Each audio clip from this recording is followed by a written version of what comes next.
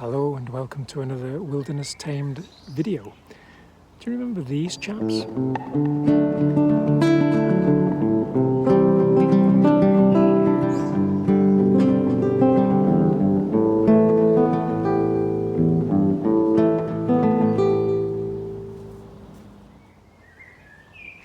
So today we're going to be lifting and dividing these Primula.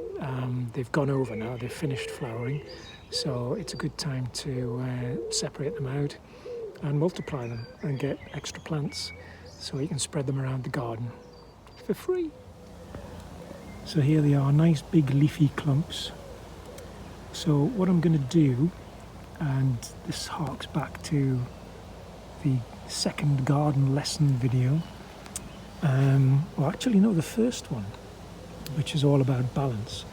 I'm going to actually cut these leaves back before I lift the clumps and separate them out, because during the lifting and separating, steady on, you're obviously going to damage the roots to some degree, and to counterbalance that we're going to reduce the surface area of the leaves so the plants aren't losing so much water through the leaves, and then the roots can recuperate without being under too much stress. So I should get quite a few new primulas out of this lot. Anyway, I shall set to and remove the leaves, starting from left to right.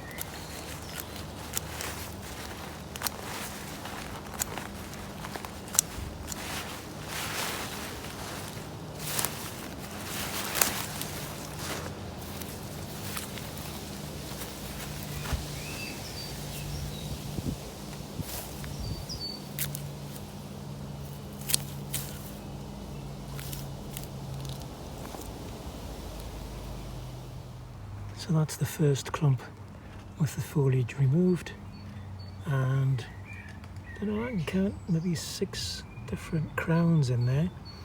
There may be more, but let's get this lifted and see what we end up with.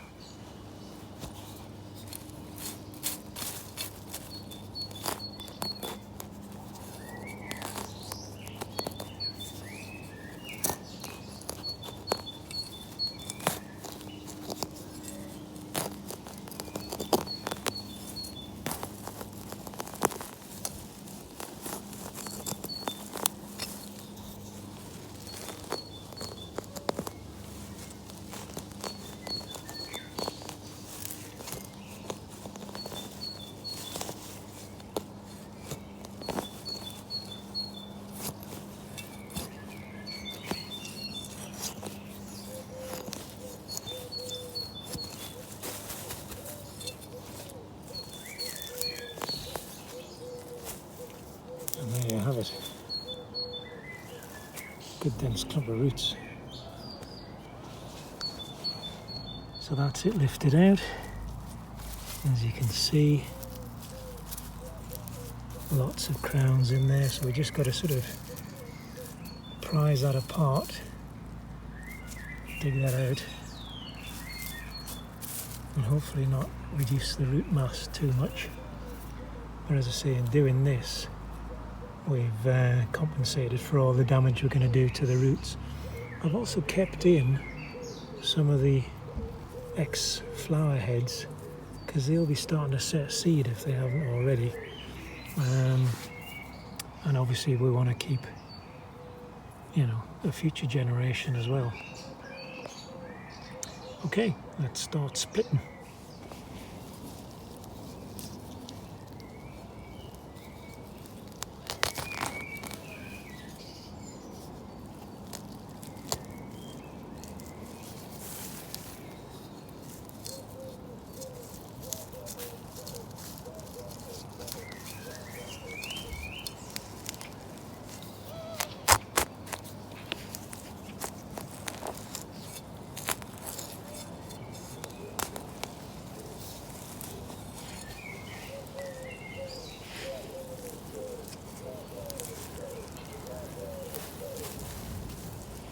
fairly brittle process.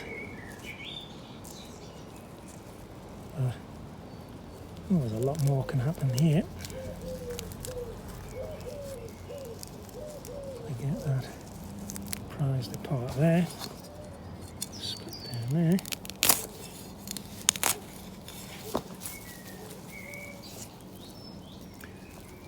So I'm still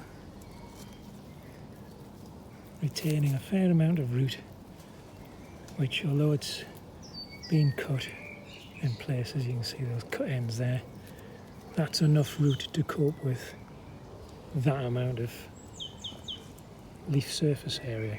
There's enough energy stored in there to help this recuperate once it's in the ground. Same with this one. I could probably split that again, in fact I will. There's another, I can feel there's 4 definite separate crowns there. So I'll try and separate them all out. One way of doing it is dunk them in a bucket of water, take all the soil off the roots, and then they prise apart much more easily. But I don't have access to any water on this particular plot, so I'm just going to have to be as careful as I can. That one's okay. Yeah, this is easier than I thought. Yeah, so there's those 4. 5. Put those to one side. Let's get this one out.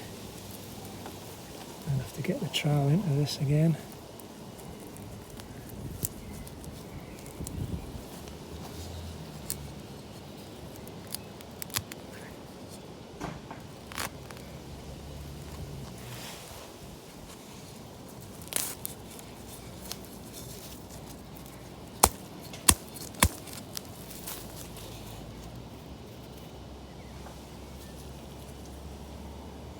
There's a sneaky little bit of creeping jenny in there. Separate that out.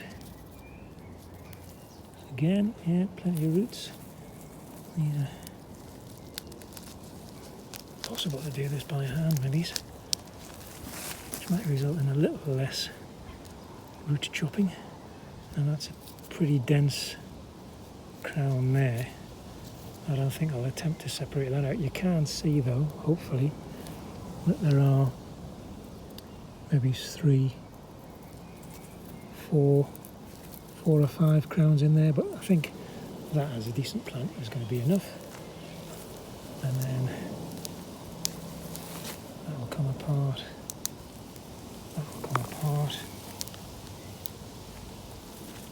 and that has come apart, but then that's rather a large leaf to leave on.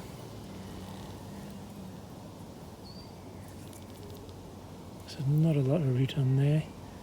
There are a lot of flower heads, which if they've already gone to seed, let's have an investigation, won't be using up much more energy. But I think they're in there.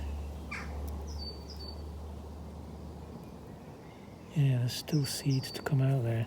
So they're going to use a lot of energy trying to produce the seeds.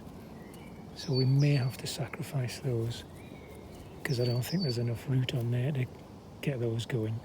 But if we can get the leaves to regenerate, then we've got another plant. There's a definite doubler there. But again, I don't know if it's worth separating that out. So that is the process. I'm not going to go through all of those for you, but we've got a good, from that one clump we've got 1, 2, 3, 4, 5, 6, 7, 8, 9, 10, 11.